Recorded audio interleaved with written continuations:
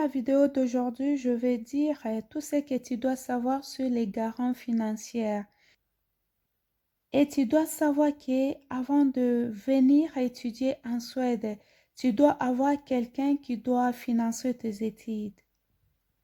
Et si c'est ta première fois de me suivre, je suis excellente. Je parle sur comment immigrer en Suède en tant qu'étudiant, travailleur ou soit visiteur. Je parle aussi de tout ce qui se passe tout autour de moi ici en Suède. Ça peut être sur le plan économique, politique ou soit financier.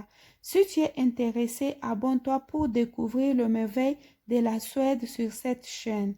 Comme je venais de le dire, je vais parler sur les garants financiers. Et la première question que tu peux te poser, qui est un garant financier? Un garant financier, c'est la personne qui va supporter tes études si tu viens en Suède en tant qu'étudiant. Parce que la Suède va te considérer que tu es étudiant, tu n'as pas le moyen qui peut te permettre d'étudier, alors il doit y avoir quelqu'un qui doit supporter tes études. Est-ce que mon garant doit être seulement mon père ou ma mère? Je réponds non. Un garant financier peut être autre que ton père ou ta mère.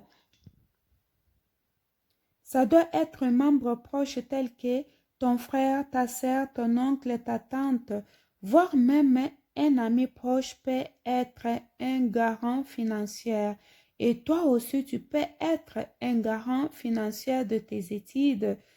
Mais tu dois montrer avec le preuve que tu as le moyen suffisant qui peut te permettre de financer tes études. Ou tu as des activités qui fournissent de l'argent qui peuvent t'aider à payer tes études. Et aussi, il faut montrer la lettre de liaison qui vous lie entre la personne qui veut être ton garant financier. Si c'est ta tante, tu dois montrer le papier qui montre que cette personne, c'est ma tante. Et si c'est ton ami, il faut aussi montrer que c'est la personne vraiment qui est proche de toi et il faut montrer de preuves. Ça peut être par explication ou soit par papier, tel que l'attestation de naissance, l'attestation de mariage ou autre.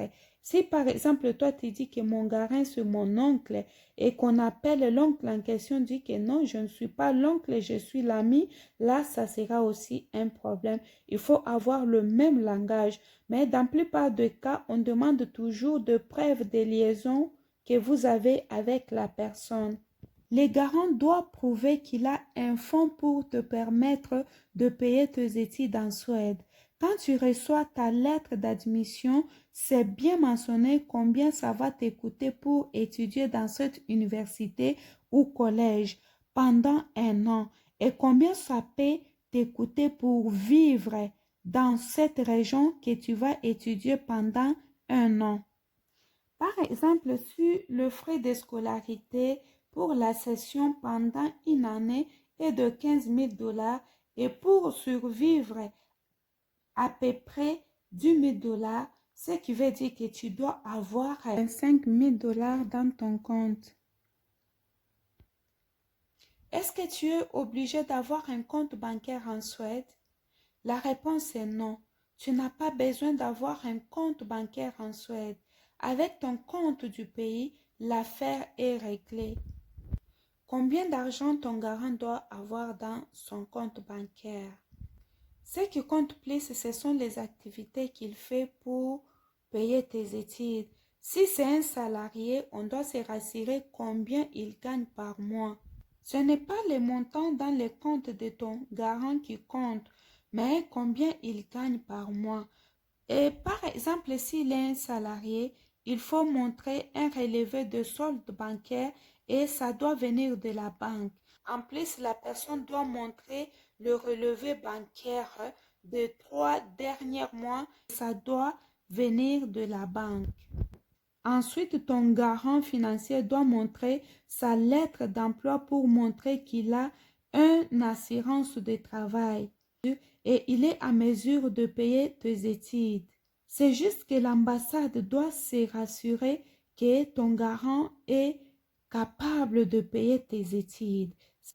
Et si tu dois être ton propre garant financier, tu dois aussi montrer le papier qui prouve que tu peux payer tes études seul. Par exemple, tu as les activités qui t'apportent l'argent, tu as un supermarché ou soit tu as une maison en location qui t'apporte chaque mois de l'argent. Tu dois montrer à l'ambassade que je suis à mesure de payer. Et surtout, ces papiers-là doivent venir de la banque. Si tu n'as pas le papier qui vient de la banque, là, ça sera vraiment difficile. C'est pourquoi il faut toujours avoir de preuves pour leur montrer que non, je suis à mesure de prendre mes études en charge, ou soit il y a quelqu'un proche, soit un membre de ma famille, ou soit un ami qui va prendre en charge mes études.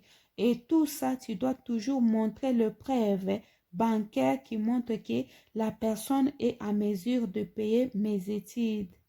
Oui, ici en Suède, on n'a pas mis limite d'heures de travail pour un étudiant. Le travail que tu vas faire ici en tant qu'étudiant, ce n'est pas un travail que l'ambassade va considérer pour couvrir tes frais scolaires.